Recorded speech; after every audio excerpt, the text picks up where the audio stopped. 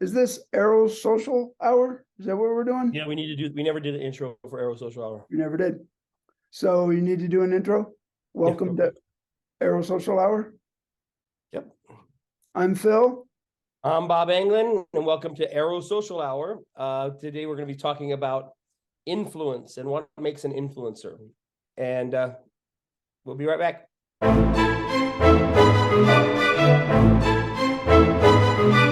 When you really start looking at what makes a person an influencer, and it's not just about numbers. No, it's not. Right? It starts at 10 followers, right? Yes. It starts at 1 follower. This is what I want to talk about so a little bit, but I'm gonna give you like a quote, and you can kind of see what you think about it and tell me what you think about it. So this is from John Maxwell's book, Becoming a Person of Influence. Okay, it's a really important book that he made. It's a best-selling book. But right at the beginning of it, he says, if your life in any way connects with other people, you are an influencer. Yeah. I mean, that what we saw in football when DeMar got injured, right? To donate to his causes for giving gifts to the kids, right? That comes to mind in recent events, right? I think anybody that has a following whatsoever, your children, anybody's children, one person that you talk to is just an influencer, right? What comes to mind also is the 7 habits, right? The circle of influence. The more people that you bring into your influence, then is the larger your circle can become, right? So it's not how many people, it's how big that circle eventually becomes. And so that's why that's so beautiful and eloquently written, right? Yeah. It's not where you start, it's how big it can eventually grow, right? Yeah. And we're not here to say how big you become, right? We're not here to say, we're only going to let you get this large or give you this much. We're here to create this platform for everybody. And our goal is to not set limits. Our goal is to let everybody have that same chance, that same opportunity. And that's literally what we want to do. And so every time I hear people say how much money can I make? It seems kind of ridiculous to say it's unlimited, but it truly is, right? There are no limits, but let's work together to see where it goes. Yeah, and it's not so much about it's unlimited as it's up to you. Yeah. Right. And I think that's really the cool thing that I'm trying to, I guess it's the way that how do we best convey this to people, right? Yeah. Is you, and this goes back to me, this is my teacher side, right? This is what I loved about being a teacher. And we won't even get into all the things I didn't like about being a teacher, but the one thing I loved about teaching is that which is why I'm here and not following my mother's footsteps, right? Yeah. You are, whoever you are of value. Yes. Right? You're not of value when you hit 10,000 people following you. You're not of value when you have 1,000 people follow you. You're of value when you have 10 people following you. When you have one person following you, you're of value, because you become an influencer as soon as you are doing anything for another person to connect with. Yeah, you're literally of value right now. wherever you are. Everyone is an influencer, Yes. period. Right? And the question is not, and you know what? You might be a more valuable influencer to 10 people than that person who has 1 million people following them. Yeah. Because that's the next thing in that John Maxwell book is he talks about levels of influence, right? So on the internet, on Instagram, on most of TikTok, there are people that are what he calls modeling, right? The lowest level of influence is people are looking at you, right? It might be because of the way you look. It might be because you're rich. It might be because of something like that, right? Or you sing really well or something like that. But at this first level, people are just looking at you. And it's influence, but it's the lowest level of influence that a person has. The most superficial level of influence anybody could have is somebody just looking at you. And then he goes on to the next level, which is motivation. You're a person who's actually impacting people emotionally, not just in a superficial way, but you're actually starting to connect with them emotionally.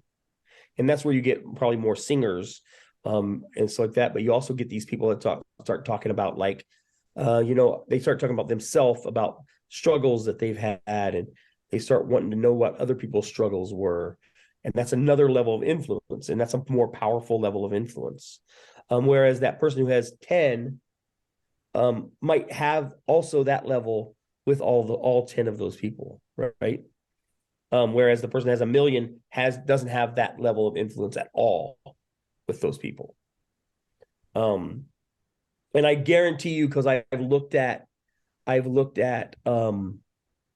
top TikTokers, the top Instagram people, although not all of I'm not going to say this much on Instagram, because the top Instagram people are probably connecting people with people a lot more deeply.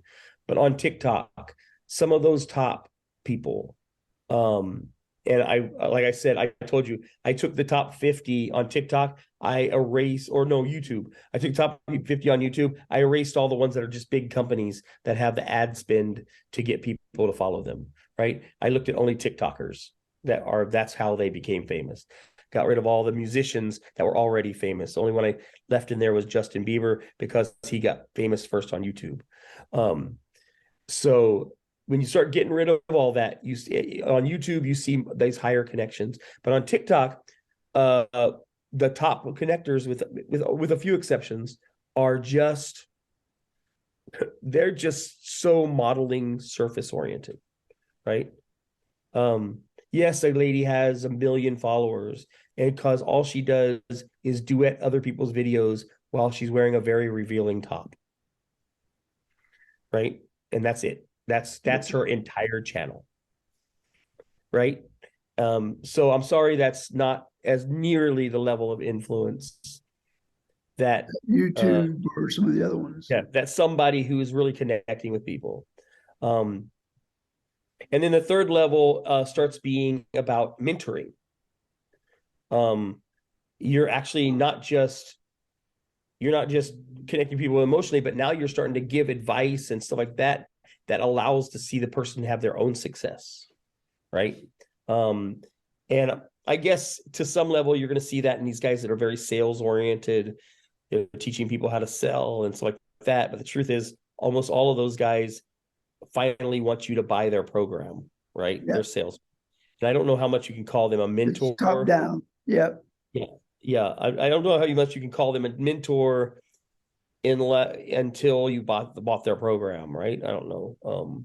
Yeah. And then the highest level is what's called multiplying. Ooh. How are you making the other person successful? And this is something about Mr. Beast, right? Because I did a lot of research on him, and we were going to trying to get to where we have a talk with him. Is he made some of his biggest push when he was trying to get PewDiePie to be the #1 person on YouTube. When he was spending money that he made on YouTube to try to make PewDiePie the biggest person on YouTube, is how he got tons of his followers. Guess who has the most followers now? Mr. Beast. Mr. Beast has 18 million more subscribers than PewDiePie.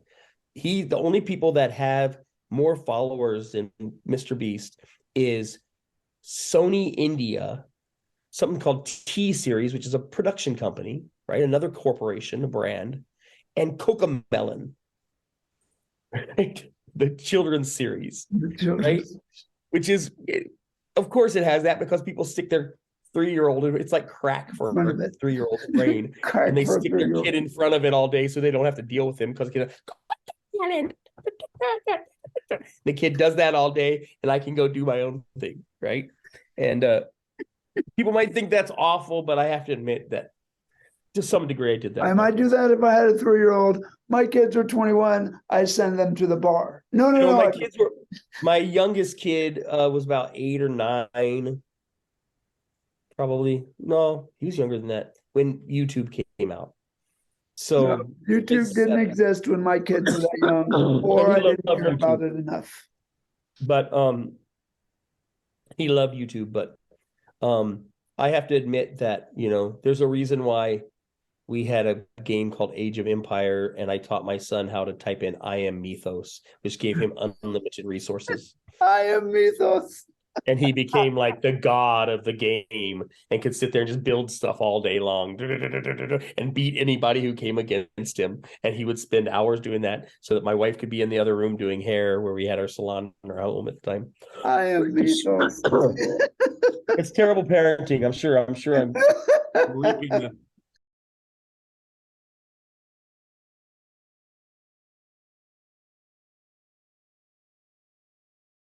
But that's the great thing about our conversations is they bird walk all over the place.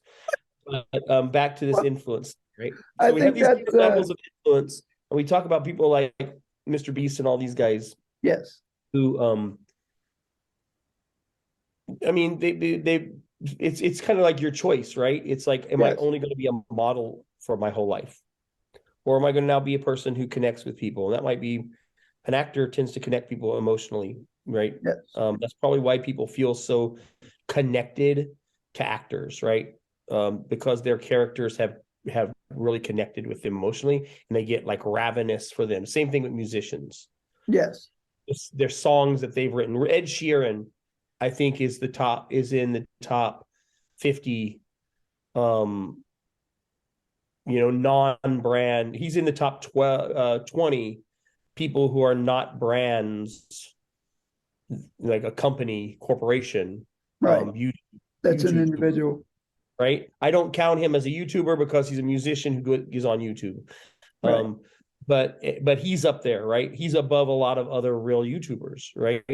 Because his songs connect to people emotionally. Right. Right. The feeling. And Ariana Grande is like right behind him. Yeah, I was gonna bring her up too. She connects to people, right? And she connects in more ways than one, right? Because she's also been acting. Yeah, that quirky funniness. Yeah. She's got this amazing voice, but she's also plays that whole dumb thing. Yep. And it's funny, and she doesn't take herself terribly serious. Or if she does, you don't see it. So those things connect to people very deeply. But are those people mentors? No. TikTok is about that first moment. And sometimes I'm able to catch the attention, and sometimes I'm not, right? That's not that people are ignoring us. It's that I have not put out that first hook, because we live in an ADHD society. Absolutely.